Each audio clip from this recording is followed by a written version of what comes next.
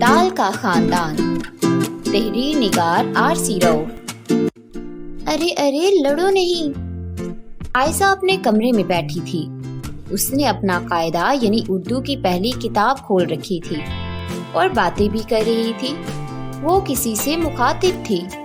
اسی دوران اس کی ماموزاد بہنیں انم اور ہانیہ، جو اس کی سہیلیاں بھی تھیں، اس کو ملنے آ پہنچی۔ ہانیہ اور انم نے عائشہ کو اکیلے باتیں کرتے دیکھا تو حیرت سے ایک دوسرے کی جانب دیکھا، کیونکہ وہ یہ سمجھ رہی تھی کہ عائشہ ان سے مخاطب ہے، لیکن یہ کیا، وہ تو اپنا اردو کا قاعدہ کھولے بیٹھی تھی۔ انم اور ہانیہ بھی اس کے پاس جا بیٹھی۔ انہوں نے دیکھا کہ وہاں آدھے دائرے یا چاند کی طرح دکھائی دینے والے 3 حروف موجود تھے۔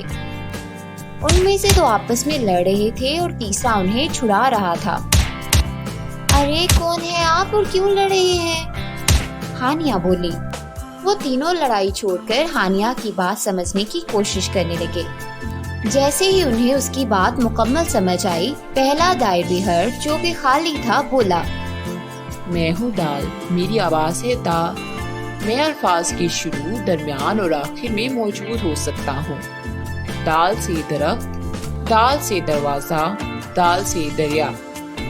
سامنے لال ٹوپی پہنے ویسا ہی ایک اور حرف موجود تھا۔ ڈال نے اس کی جانب اشارہ کرتے ہوئے بتایا، یہ ہے میرا بھائی ڈال اور یہ ہے زال۔ ڈال نے دونوں بھائیوں کا تعارف کروایا تو ڈال بولا، میں ہوں ڈال، ڈال میرے جیسا ہی ہے لیکن میرے سر پر تو ٹوپی ہے، اس لیے میری اپنی آواز ہے۔ ڈا، ڈال سے ڈم ڈما ڈم ڈم ڈھول، ڈال سے پتلی لمبی ڈور، اور ڈال سے ڈالی، ہری بھری ڈالی۔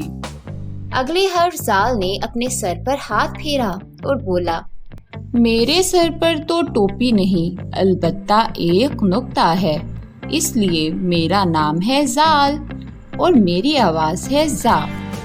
زال سے ذخیرہ، زال سے ذہین، میں ہوں بڑا ذہین، اور زال سے ذیشان۔ دال کے خاندان کے تینوں حروف سے متعارف ہو کر بھائی ہانیہ تو بہت ہی خوش تھی۔ البتہ انم نے ڈال اور زال کی طرف اشارہ کرتے ہوئے پوچھا، اب یہ بھی تو بتائیں آپ لڑ کیوں رہے تھے؟ ہم لڑ نہیں رہے تھے، یہ دال اور ڈال ریسلنگ کر رہے تھے اور میں ان کا ریفری تھا۔ زال نے شرمندہ ہوتے ہوئے کہا تو انم، عائشہ اور ہانیہ نے لمبی تان میں کہا، اچھا جی، اور کھل کھلا کر ہنس پڑی۔